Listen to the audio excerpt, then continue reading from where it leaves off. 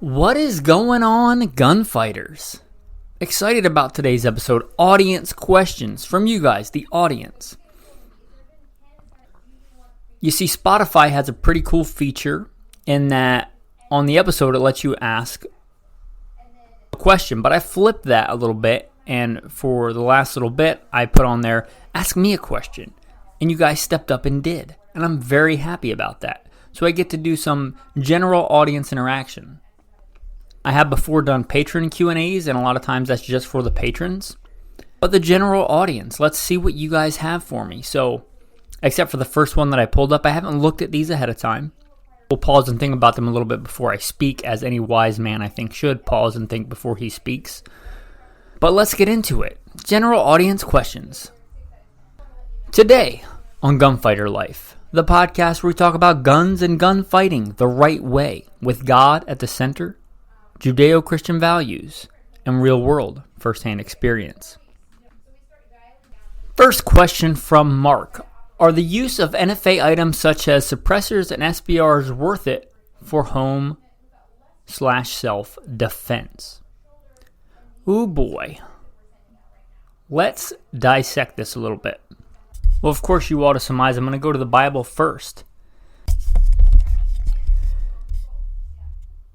If the thief is found breaking in, and he is struck so that he dies, there shall be no guilt for his bloodshed. Okay.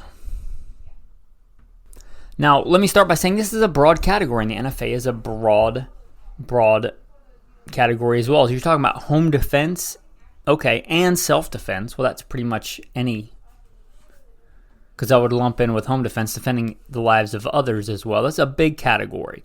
But let's look at some common ones, what I think you're maybe asking about.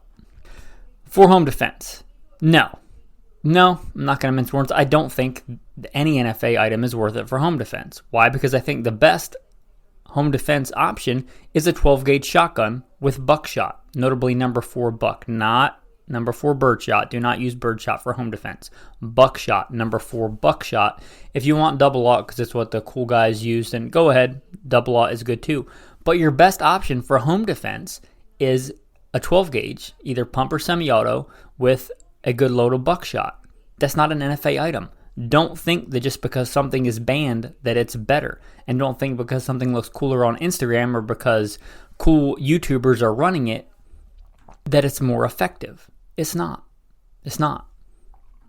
I've used this example before. I will use it again because it's a real-world example that is pretty close.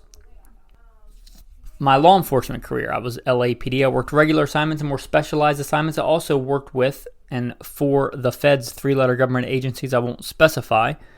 But I worked some specialized assignments, and I had access to some pretty special weapons. I hold the certificate of advanced weapons instructor for a 3-letter government agency. All kinds of cool weapons that you probably don't even know exist.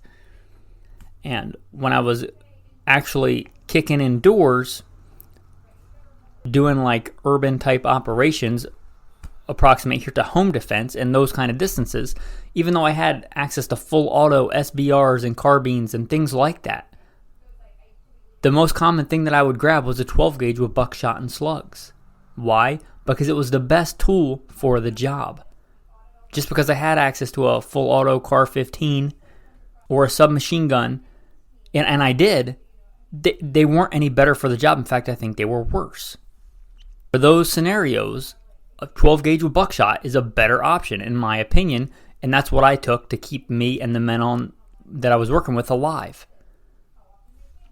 So, no, for home defense, I don't think so, because I think your best option is a 12-gauge with buckshot and maybe a slug option in the side saddle. So, no, it doesn't make sense there. I don't recommend a handgun for home defense. So, a handgun with a silencer doesn't really make any sense there.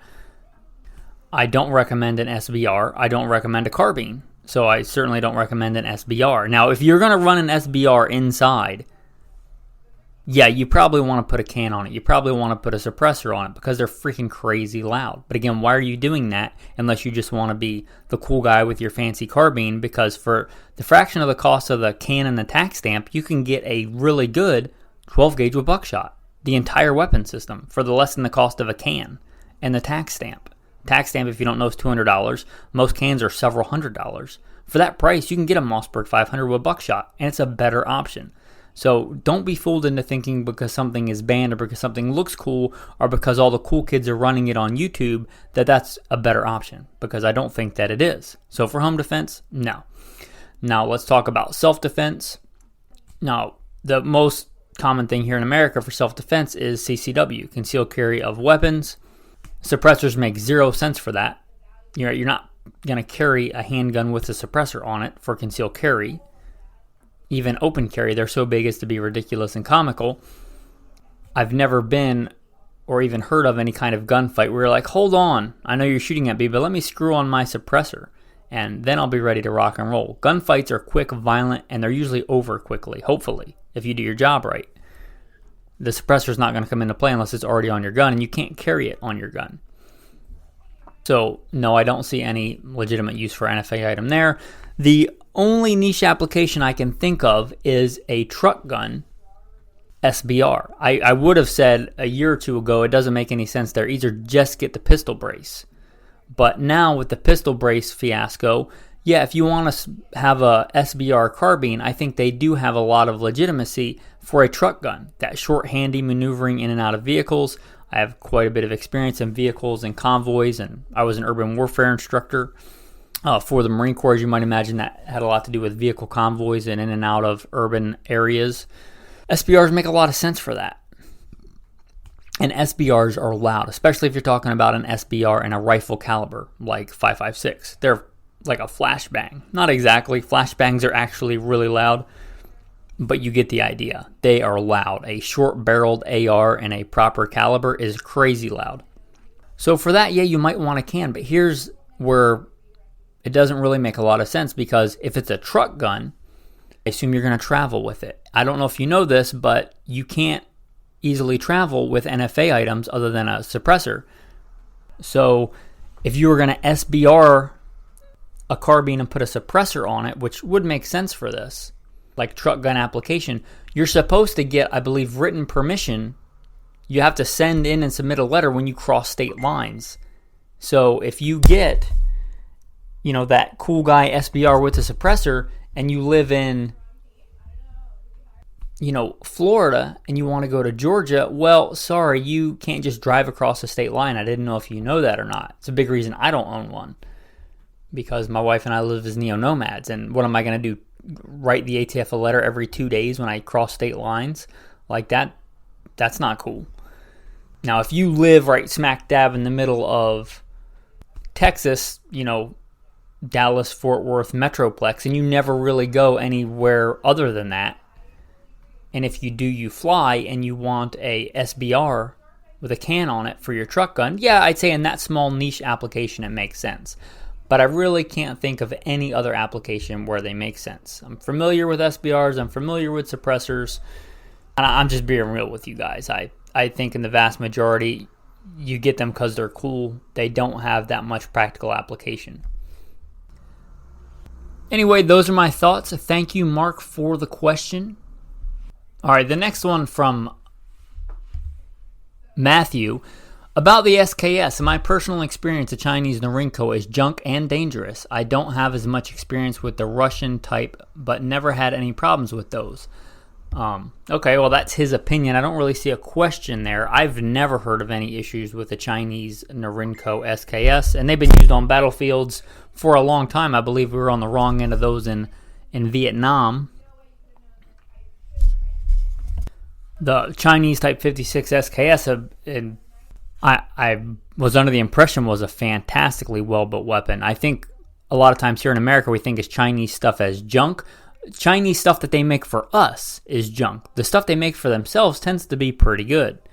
I'm not familiar with any problems with any Chinese battlefield weapons after the warlord era. I'm talking modern China, post-industrialization kind of China. I'm not familiar with any issues with their SKSs or AKs or anything like that, their current service weapon.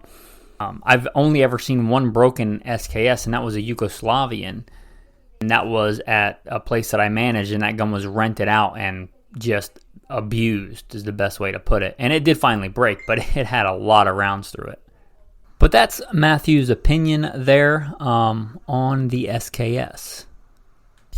Okay, so this other question, to be fair, came out on Alpha Male Podcast. If you don't know, that's another podcast that I do, because not everything is about guns. However, this question that came to Alpha Male Podcast is about a gun. So I'm going to answer it here on Gunfighter Life. And, I'm going to try and be nice, because it's about a Springfield. I know you don't like Springfield.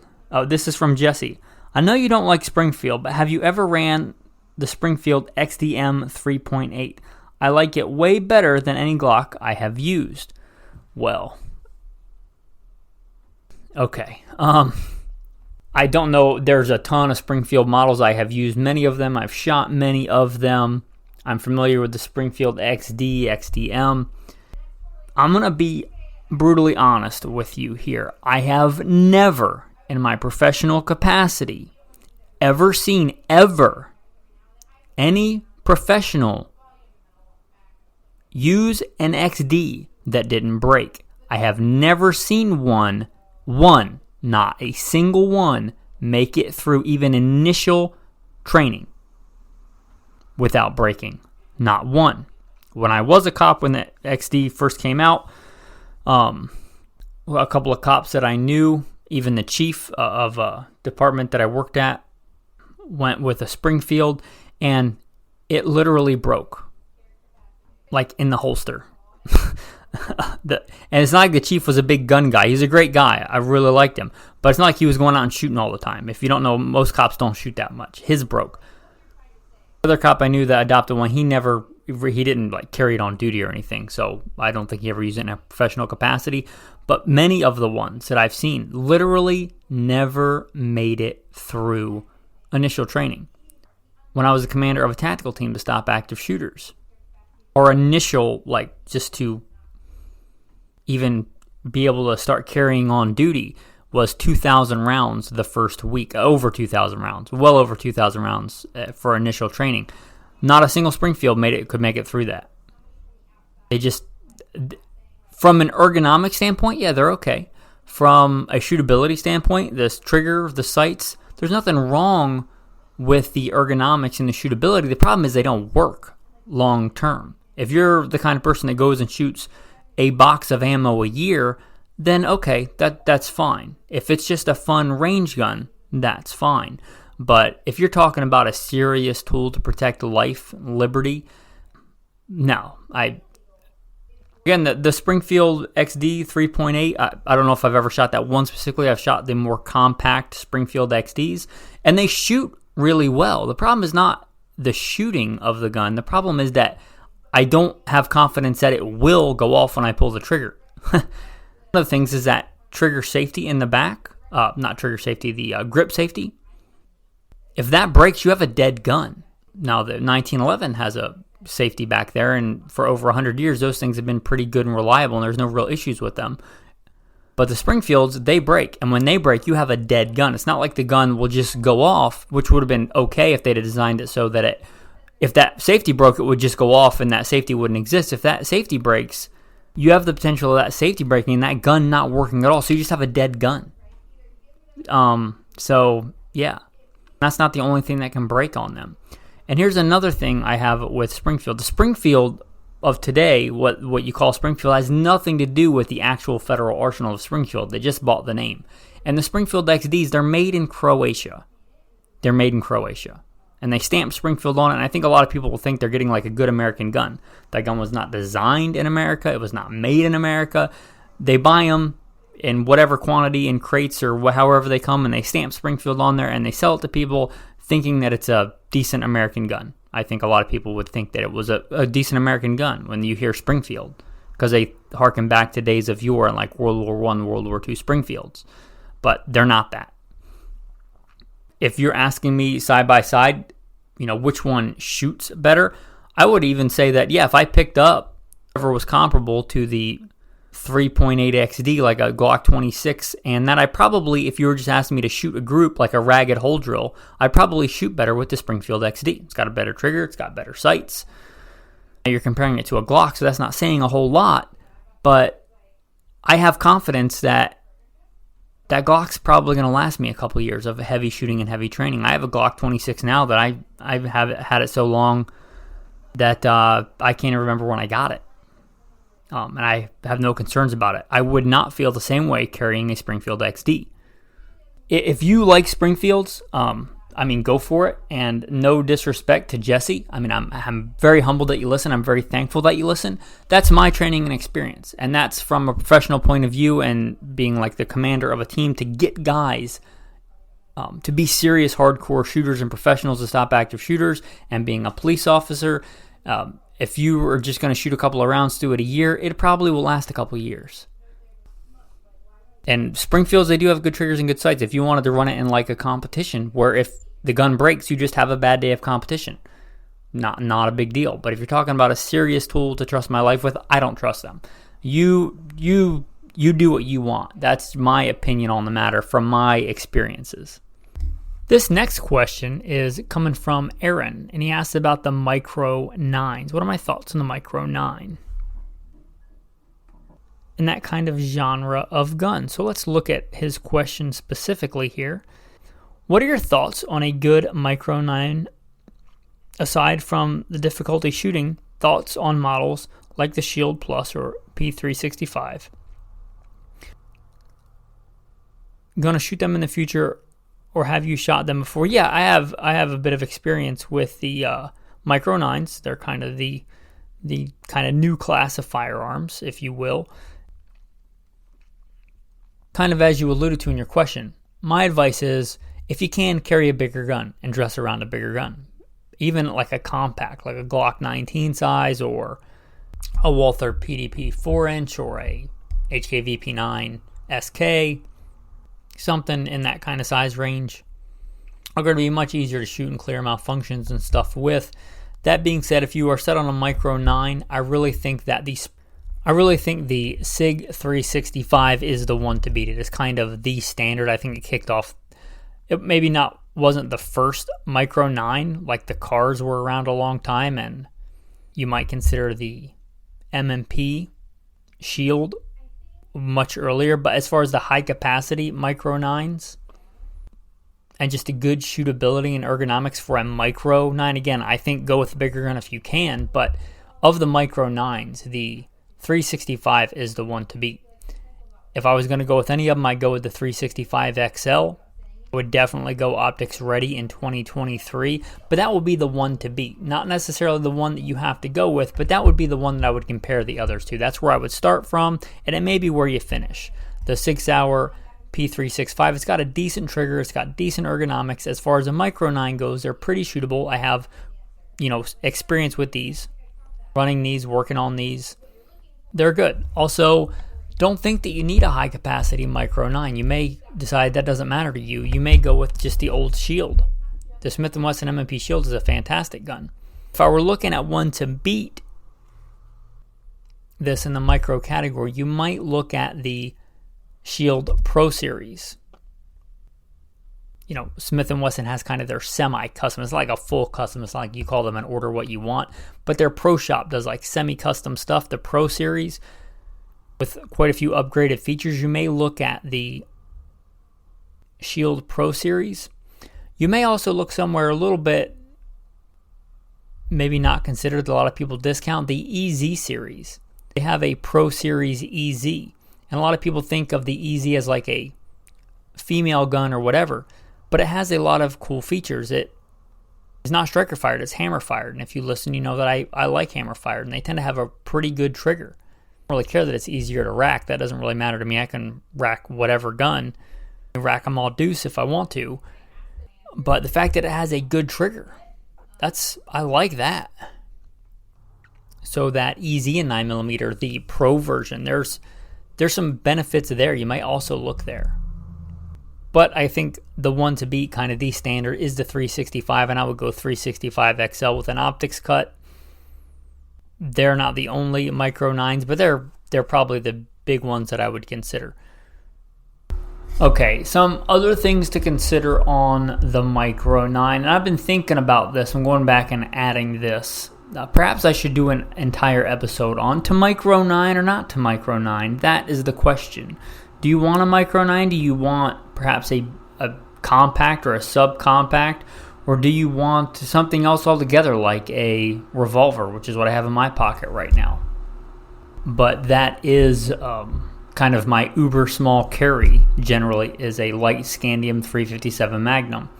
But that aside, on the Micro 9s, you may, and this is one that kind of straddles the line, you may consider also these. The Glock 26, the original, the OG baby Glock. When the Glock 43 came out, I thought, when they very first released it, like early on, I thought, oh, that's great. I've been carrying a Glock 26 for quite a while at that point. And I thought, the 43 is going to be better. I've been wanting a long time for them to make a slim Glock. And I went out and got it. I think I shot it, ran it, trained with it a little bit. And then I sold it almost immediately. And I said, no. It just was not as good to me as the Glock 26. It may sound good on paper that it's thinner, but for every action there's an equal and opposite reaction. That recoil force is going into that much thinner grip. So it did not shoot nearly as good as my Glock 26.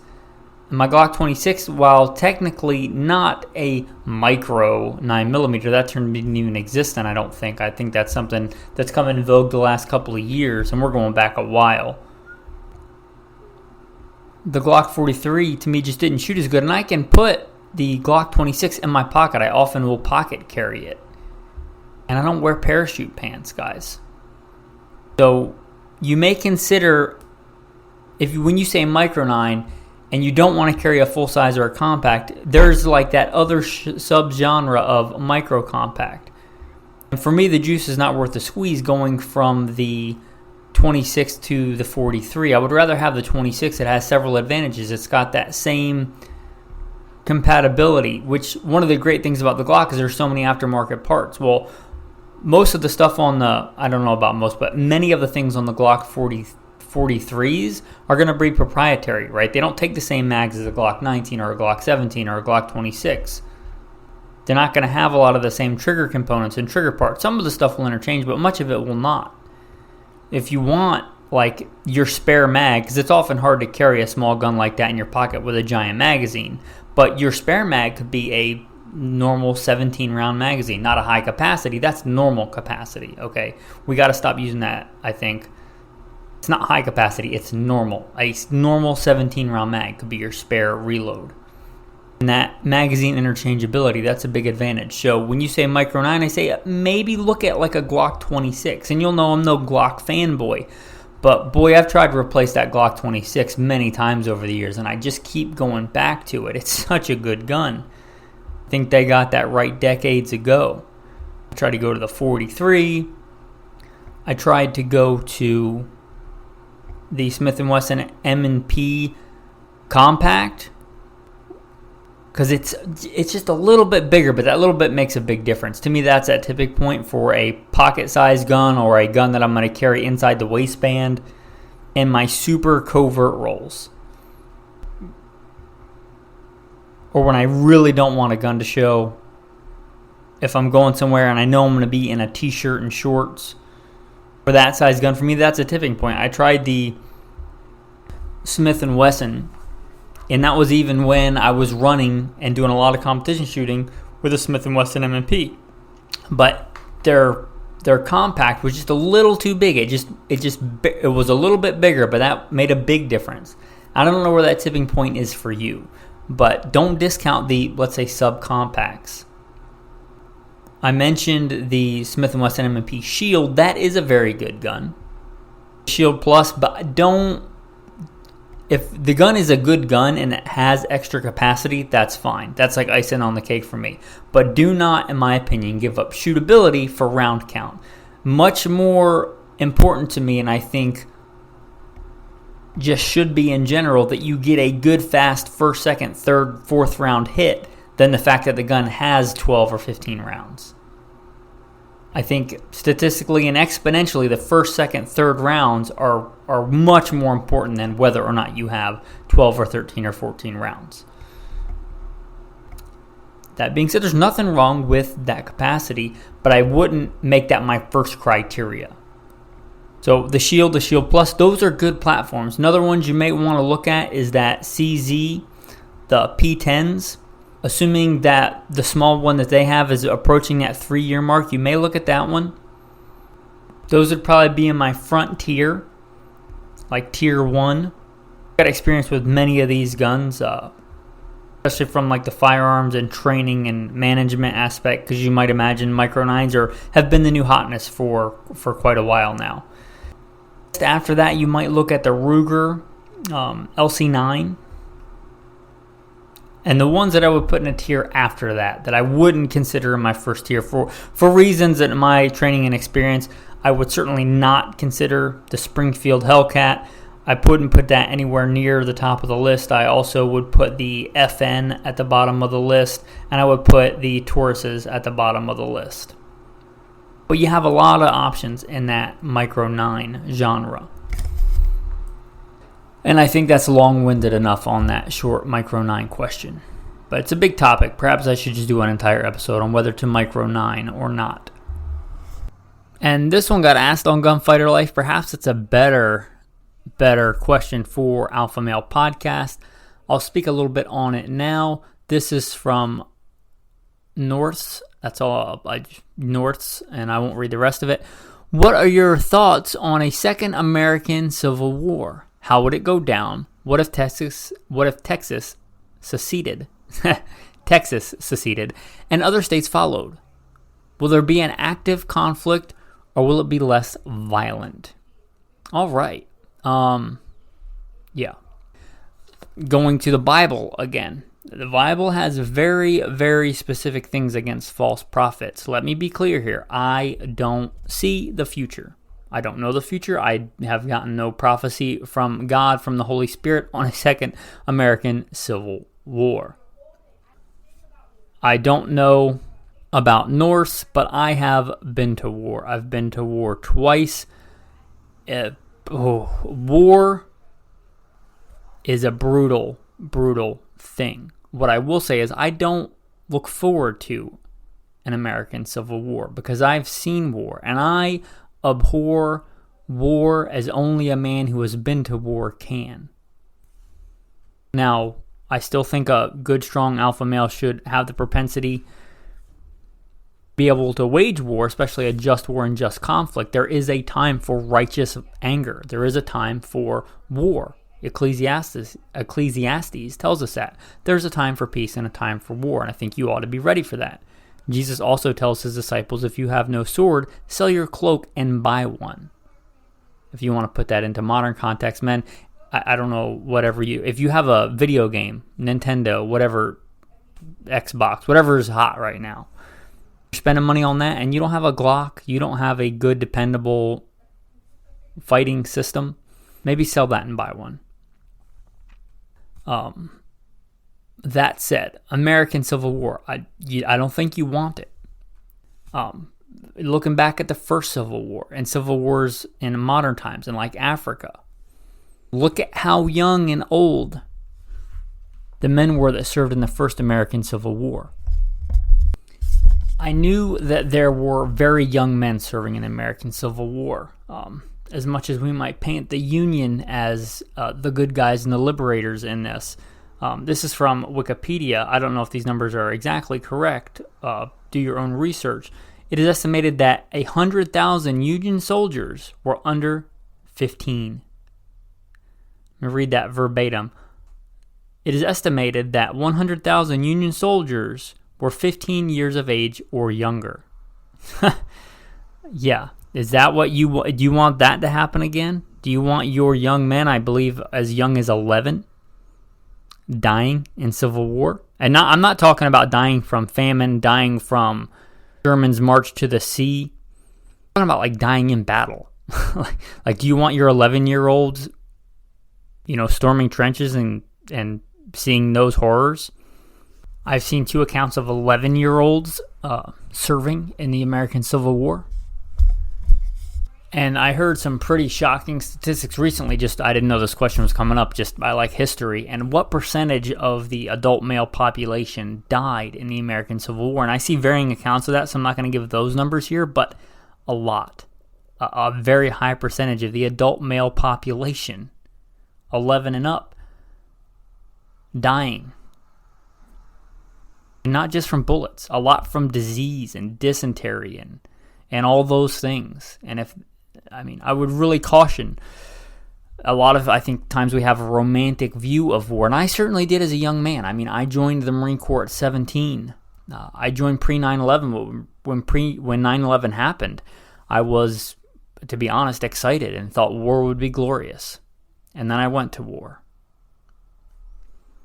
War is not glorious. War is filthy and horrible, and I really hope that we don't see a violent civil war here in America for the reason that I've been to war, and I don't want to see a lot of young men, American men or any other men, lying dead on a battlefield without a just cause being behind it, for war, for profit, for one political side to get power over another. I don't want to see any more young men dead. I've seen that before, and I don't want to see it here. It's bad enough seeing it, in the sands of Iraq. And again, I don't see the future. But here's what I can say. Civilizations collapse.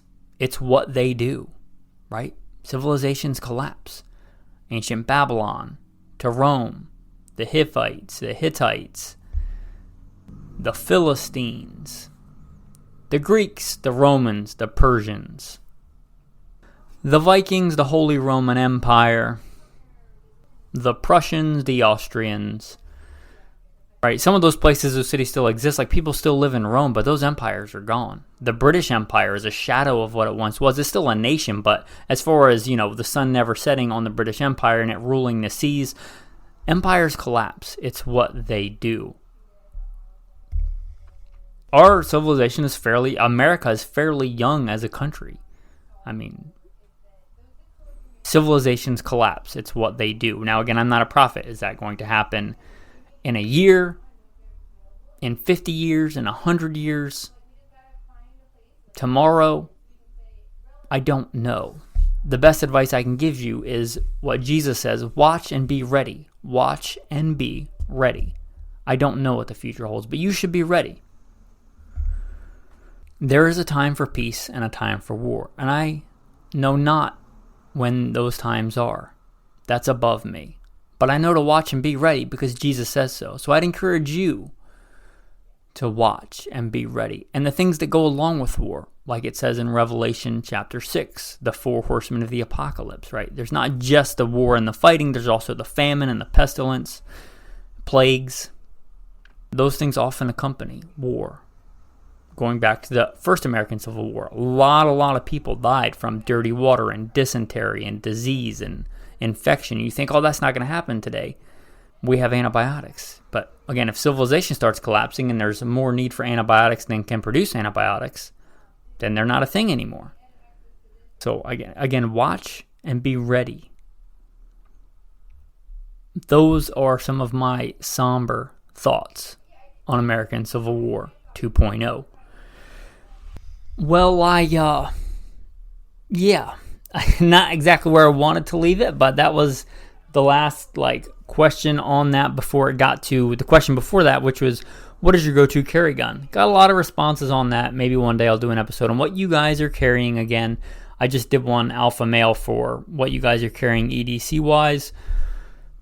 But if you listen on Spotify, or even if you don't, maybe try out Spotify. I think it's free. So I went back and deleted this. I gave you all kinds of complicated stuff to contact me. I'm just going to put a post on Patreon. Now, most of the stuff on Patreon is for patrons, but I'm doing this and setting it to public. So you can go to the Patreon page and ask me a question. You can just click the link. You don't have to remember anything or anything like that. You can scroll down, hit the link, and ask me a question. You don't have to pay anything or become a patron, but it's going to go on the Patreon page. That way you can just click the link. You might have to scroll down a little bit, but you can ask me a question. Look for the post that says questions on the Patreon page. It'll be open to everybody. You don't have to pay anything or do anything like that. You can just reply to that post and ask a question. If you want to correspond with me more freely and not wait for me to do one of these Q&As, like if these become a thing, and I do one, let's say, once a month or something. I'm not committing to that. But if you want more regular contact with me and want a response that I probably wouldn't give just carte blanche on a podcast, right? Because I will talk to the patrons about stuff that I won't talk to the general audience about for good reasons. If you want to be in contact with me more closely, consider becoming a patron. You can sign up for $1. And a lot of people, most people, I can give more than that. But if you want to sign up for $1, you can. We even have an insider chat where we talk about all manner of stuff. Hopefully important stuff like biblical concepts and walking in life the right way, following and obeying God. But we also talk about guns and knives and all kinds of stuff. Vehicles, manly stuff on there. And a lot of gun stuff. Obviously, most of us are gun people that are on there. But anyway, you want to be a part of that, consider becoming a patron. There should be a Patreon link in the show notes. And again, even if you don't, I'm going to put that post. Just click the Patreon link. You don't have to become a patron. You can ask me questions on there. Again, check out Spotify and the question. If you already listen on Spotify, you want to ask me a question, right? You're part of the general audience. Ask me a question. So again, just recap, you can go to Spotify and do that. You can write me at goodshepherdtraining.com, or you can become a patron. There should be a link in the show notes.